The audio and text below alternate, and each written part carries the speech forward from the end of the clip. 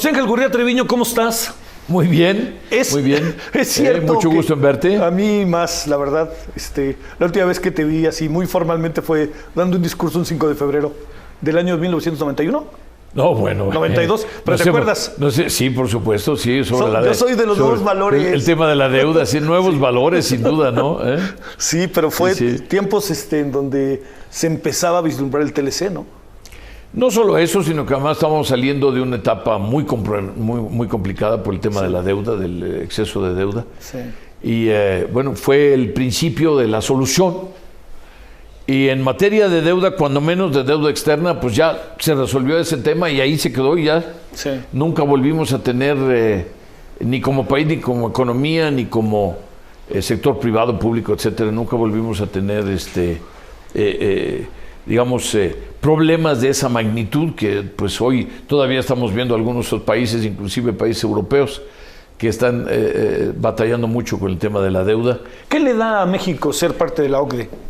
Yo creo que desde que México entró a la OCDE tiene el beneficio de estar en una red, en una suerte de hermandad, en donde esas mejores prácticas se vuelven casi pues una forma de ser, una forma de vida, un estado de ánimo, y en donde constantemente estamos expuestos los mexicanos, las autoridades mexicanas, sector privado mexicano, etcétera, a lo que está pasando en otras partes del mundo y a lo que funciona, a lo que no funciona, a lo que sale más barato, a las soluciones que salen más caras, sí.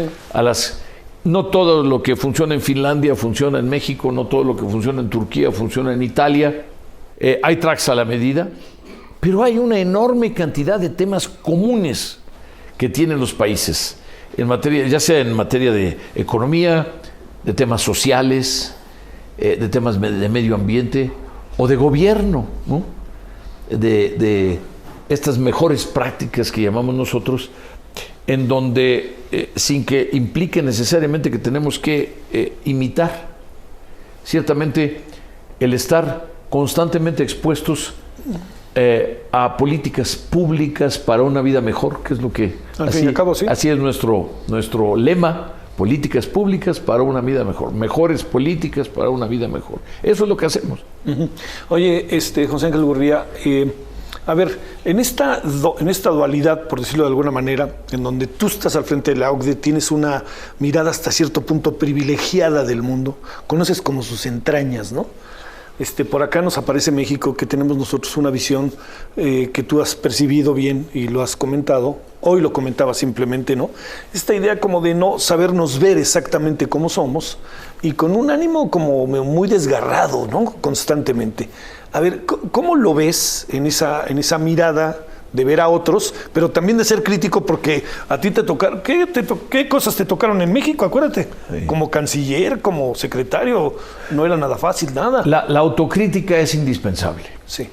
Lo que no podemos es desgarrarnos las vestiduras, ¿verdad? Sí. Y la otra cosa es, como mencionabas tú hace un momento, entender el contexto. Bueno, uno solo necesita prender cualquier radio, cualquier televisión o ver cualquier periódico para ver los temas muy noticiosos, por decirlo de alguna forma, en Estados Unidos, ¿no?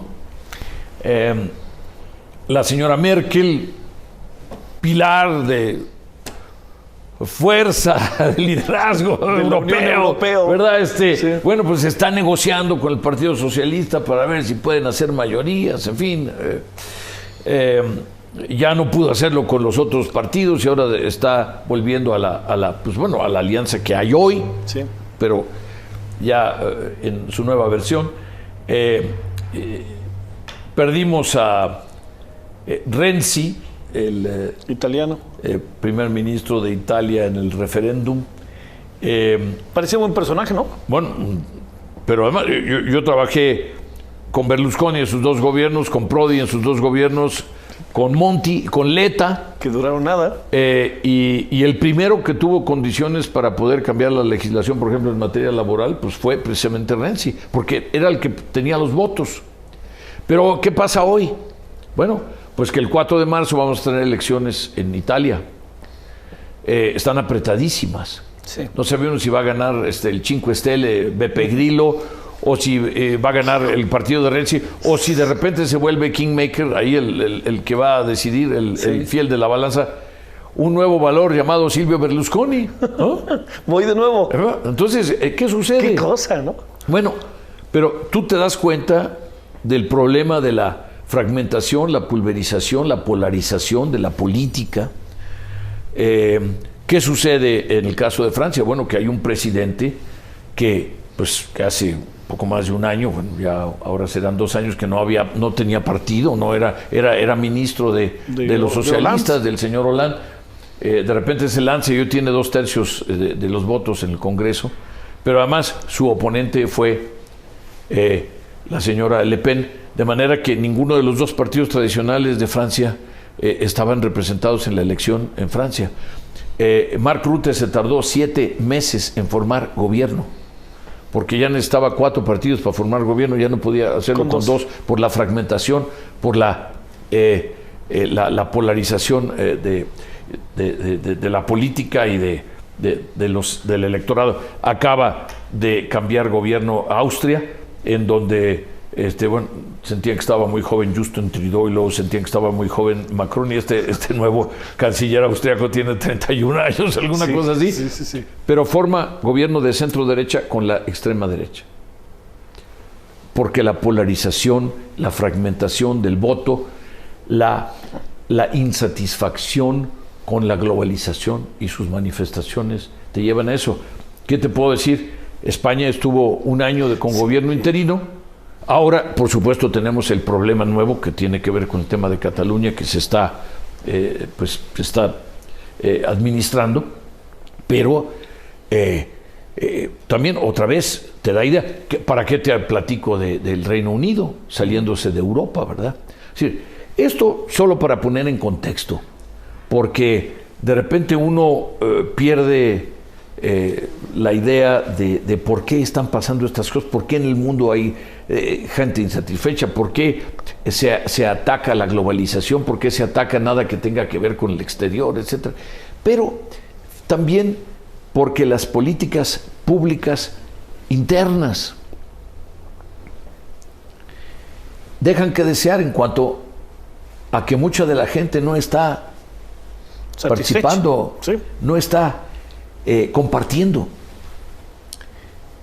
Ahora esta recuperación que estamos viendo después de 10 años de crisis, bueno, pues hay mucha gente que se quedó afuera, se quedó atrás.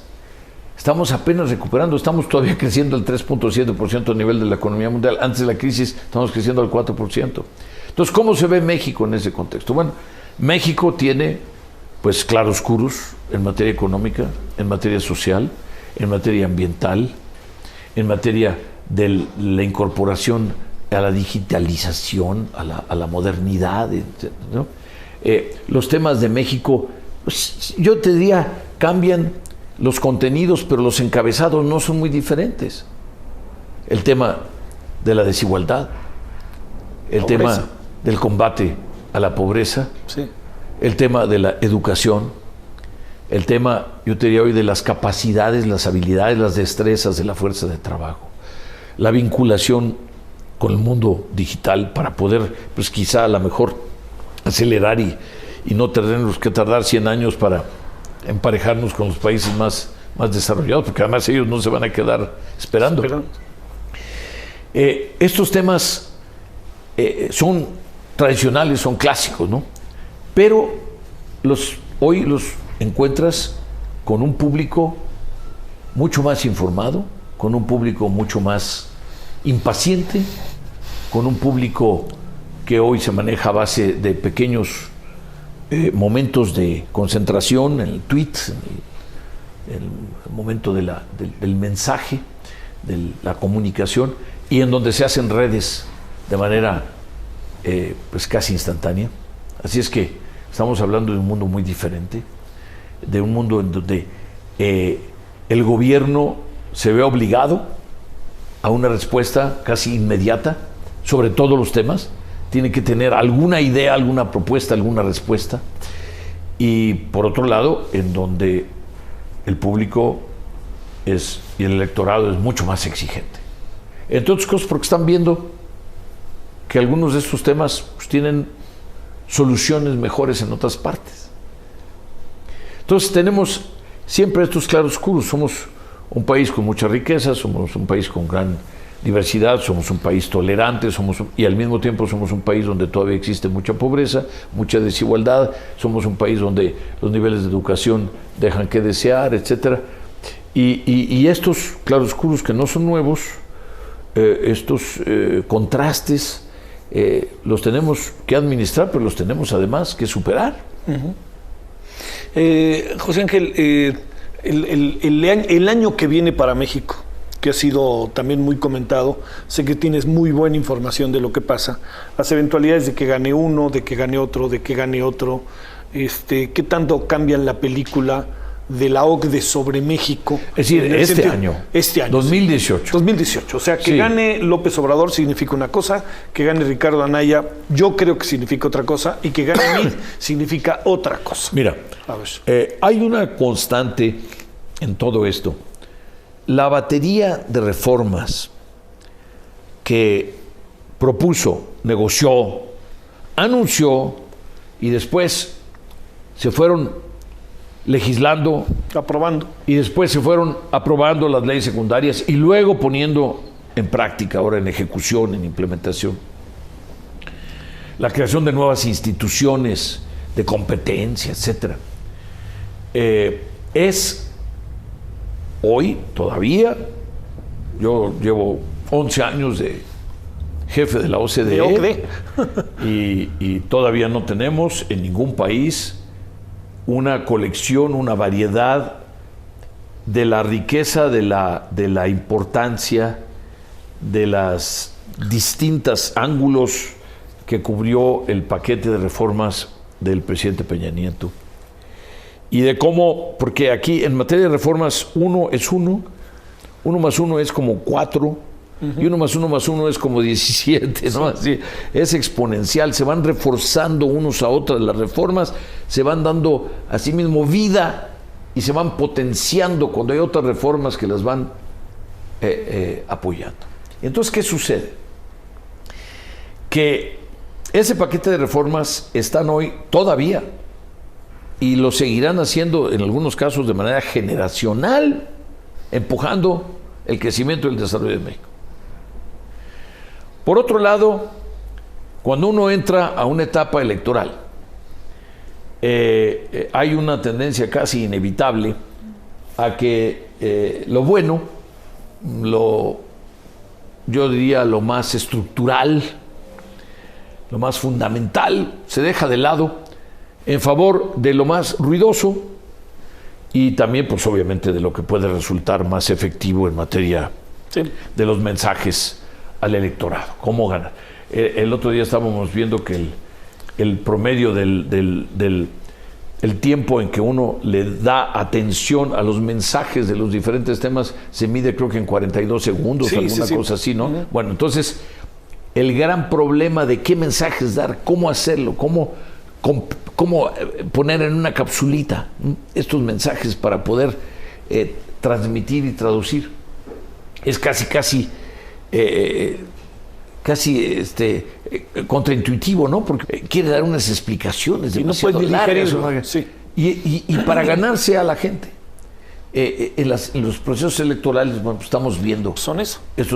Pero, te diría, en México, el proceso electoral se ve como un proceso electoral más, pues como el que pasó. Y además, aquí, después de no hay reelección, 6 años el presidente termina, llevamos 15 o yo no sé cuántos, ¿no?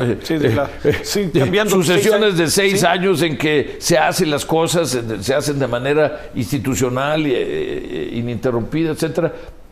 Y pues las opciones que hoy hay en la mesa, ¿no? Son las mismas opciones desde el punto de vista ideológico y desde el punto de vista las preferencias que existen prácticamente en todos los países del mundo. Entonces, nosotros nos vemos a nosotros mismos así como que, ay, si nos rasgamos las vestiduras. Pero la verdad es que lo que está pasando en México pues es una expresión moderna 2018 de la democracia que hemos construido. Tenemos instituciones electorales que son ejemplares, su credibilidad y su también yo les decía hoy, claro que lo dije en la Secretaría de Relaciones Exteriores, cosa que a lo mejor no les hizo mucha gracia, que a la gente le dan más validez a la credencial del IFE que a los pasaportes, ¿no? Sí. Bueno, pues te da la idea. ¿Qué pasa cuando toda la sociedad dice la credencial del IFE es la buena? ¿No? Ya a algunos ya nos interesa la del INSEN también. Somos dos. Entonces, INAPAM. Sí, el INAPAM, sí. Eso te da idea de que ya son instituciones que se van consolidando. Entonces, esas son las cosas que también hay que transmitir, que también hay que traducir. Bueno, pues, si estos cambios que describimos hace un momento, entonces se están dando en todas partes, ¿por qué nos sorprende que también en México se estén dando estos debates? Ahora, que los resultados de un gobierno de 6 años de cualquiera de los candidatos que hoy conocemos serían diferentes, sí es probable, sí es muy importante. Pero, ¿por qué hablaba yo de las reformas? Porque lo más importante de las reformas sí es concebirlas, sí es hacer la negociación política para poder tener el apoyo, sí es llevarlas a la legislación, sí es leyes secundarias, sí es ejecución, pero además es continuidad. No hay nada peor que interrumpir o tratar de darle la vuelta a la tortilla. Estamos hablando de un país de 130 millones de habitantes. No podemos estarle cambiando el rumbo de un día para otro. ¿El mundo aspira un poco a reformas como las que tiene México o es una mirada un poquito de repente de sentirse al ombligo? Lo que pasa, la importancia de las reformas en México han sido reconocidas por propios extraños. La OCDE es la primera porque quizá yo lo entendía mejor, sí, la trascendencia de la reforma energética, la reforma de la educación, la reforma laboral, la reforma de la competencia en un país que está en donde el mercado lo dominan monopolios, duopolios, sí, oligopolios o lo que sea, ¿no? En tantos telecomunicaciones. Temas, ¿no? Bueno, pero en telecomunicaciones, la reforma de telecomunicaciones, nosotros hicimos nuestro informe en el 2012. El gobierno tomó el asunto, legisló, se lanza el proceso ¿de las reformas? De la reforma, y el resultado es que ha bajado hasta 75% el costo de la banda ancha y hay 50 millones más de suscriptores. ¿Qué sucede? Se abre el espacio, se abre la competencia y las diferentes empresas, con tal de ganar mercado, pues lo que van haciendo es precisamente aprovechando las ventajas tecnológicas. En México no teníamos esa ventaja porque no había suficiente apertura y competencia en la materia. Y entonces, ¿qué pasó? Bueno, pues ese es un caso muy interesante y un ejemplo muy concreto. Ahora, ¿de qué estamos hablando? Estamos hablando de la reforma de la parte de la radiodifusión, ya no nada más de la telecomunicación. Otra área en donde hay mucha concentración, en el caso de México. Entonces, va uno avanzando en estos temas, ¿no? Se van haciendo las reformas. Lo importante es seguirlas, lo importante es construirlas, ajustarlas inclusive. Sí. Hay que reformar las reformas. Sí. A veces no le atinamos a la primera. Además, las cosas cambian. A ver, temas importantes para cerrar, José Ángel Gurría. Uno de ellos, y el central. ¿Qué pasa si no hay TLC? ¿Qué pasa si esto cambia? ¿Cómo lo ves desde estas dos ópticas? Y ¿has platicado con Trump? Sí. ¿Y qué impresión te quedó? En 2 o 3 ocasiones, sobre temas muy puntuales, pero yo lo que te diría sobre el tema del TLC es que está sucediendo algo muy interesante, y es en que los empresarios, sobre todo de los Estados Unidos, se han convertido en los principales defensores del TLC. Porque llevamos 25 años de TLC, pero llevamos 50 años de integración. Sí. En donde los empresarios han encontrado a sus socios. se ponen de acuerdo y hacen una cadena de valor para construir, ¿qué? Competitividad y productividad que pueda ganar mercados en Estados Unidos contra los propios americanos, pero en Estados Unidos contra los chinos, y en Estados Unidos contra los europeos, y en Estados Unidos contra los japoneses, pero también en Japón en contra de los japoneses, y en contra de los chinos, y en contra de los europeos y de otros americanos, etcétera, etcétera. ¿Y qué pasa? Que eso no puede uno improvisarlo. Uno no puede decir así, hacer una decisión arbitraria, decir, y ahora, pues lo que vamos a hacer es que vamos a crear más empleos en los Estados Unidos. ¿A costa de qué? Pues estas empresas sin la conexión mexicana, sin esta no solo vinculación comercial, sino yo te diría inclusive ya una vinculación que va más allá, porque ya las cadenas globales de valor se vuelven indispensables para poder concebir siquiera la existencia de las empresas que tienen allá sus sedes. Entonces, ¿qué sucede? Que la realidad se está imponiendo. Yo creo que habrá una versión modernizada, una versión actualizada del TLC. Yo sé ¿Que no viene mal? Yo sé que el plan B es la OMC, sí, y que los aranceles son muy poquitos y todo lo demás. Pero yo creo que los intereses prácticos, la realidad de la economía, de la integración, de cómo la zona del TLC se ha vuelto competitiva en virtud de que somos una zona económica, se va a imponer. Ahora, que hay que modernizar el TLC. No había internet cuando se lanzó el TLC. A nadie le preocupaba el tema de lo digital, ni existía. No. Por supuesto hay que actualizarlo, pero además ya tenemos un modelo, el TPP, el Transpacífico, que ya estaba negociado y ya estaba aprobado por Estados Unidos, por Canadá y por México, aunque se haya salido Estados Unidos y no lo haya ratificado. Bueno, pues ya es un modelo que permite actualizar muchos de los temas. Sí. Ahora, hay algunas otras demandas que se están manejando. Yo debo decir que nuestros negociadores creo que se han manejado con mucha inteligencia, porque pues de repente parecían como provocaciones las demandas que se le estaban planteando. Sí. Y esto se refiere tanto a México como a Canadá. Y también a muchas voces dentro de Estados Unidos que lo que están llamando es a la moderación y al mismo tiempo a mantener este enorme activo que es el TLC de América del Norte. A ver, pregunta rápida y contestación rápida, si se puede. ¿Crece poco la economía mexicana? Crece más que la mayor parte de las economías del mundo, pero insuficiente, menos de lo que debería para generar el nivel de empleos, la calidad de empleos y abatir la pobreza. ¿Te inquieta el resultado de la elección del 1 de julio en México? Me interesa, porque además voy a votar yo. Sí, claro, tendrás que venir a votar. Por supuesto, pero yo lo que te diría es que en México tenemos unas instituciones que son cada vez más fuertes, y estoy hablando aquí del Congreso, estoy hablando de los propios partidos políticos, pero de la opinión pública, de parte del sector privado, los sindicatos, etcétera. Todos son cada vez más importantes y por lo tanto introducen un elemento, yo diría, de matices y moderación a cualquiera que gane las elecciones en México o en un país como México, en términos de la libertad de maniobra. Sin embargo, no cabe duda que, como sugerías tú hace un momento, los resultados previsibles a lo largo de varios años de un gobierno, de uno o de otro de los candidatos, claramente serían diferentes. Cuando te levantes en la mañana, ¿lees los periódicos mexicanos a veces o no? Oh, bueno, estamos... Entiendo que tienes ahí... Estamos bien informados. ¿No?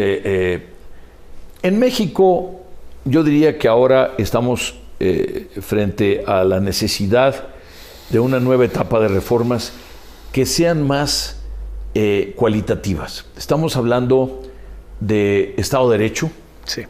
Estamos hablando de enfrentar el tema de que se ha hecho mucho avance, mucho progreso, por cierto. Por ejemplo, el tema qué tan expedita y qué tan justa es la justicia. La justicia, sí. Estamos hablando de cosas como, por ejemplo, la seguridad. Sí. Y la seguridad en términos de individuos y luego la inseguridad o la seguridad desde el punto de vista, digamos, institucional y luego el tema del crimen organizado, digamos, son diferentes tipos de seguridad y diferentes tipos de problemas se administran de manera diferente. Es decir, estos temas y el tema de la corrupción, el tema de la transparencia. Bueno, hemos tenido recientemente casos muy sonados, sobre todo a nivel de los estados, en donde la flagrancia de algunas de estos abusos, etcétera, hace que la gente se vuelva pues muy cínica, que tenga la piel muy gruesa y por lo tanto hace que tengamos que recuperar esa confianza. Uno de los grandes, te diría, de las pérdidas derivadas de la crisis fue estamos creciendo menos. No solo México, el mundo entero, pero México también, altos o más altos índices de desempleo del que hubiera habido, desigualdad creciente y una pérdida de confianza en las instituciones que hemos construido pues, en los últimos 50 o 100 años. Y hay que recuperarla. José Ángel Gurría, muchas gracias. ¿Todavía le vas al Guadalajara o nomás yo? Absolutamente le vamos a las Chivas. Por supuesto, el rebaño sagrado sigue siendo nuestra apuesta principal. Muchísimas gracias, José Ángel Gurría. Gracias, en verdad. Gracias. Mucho gusto en verte. Gracias.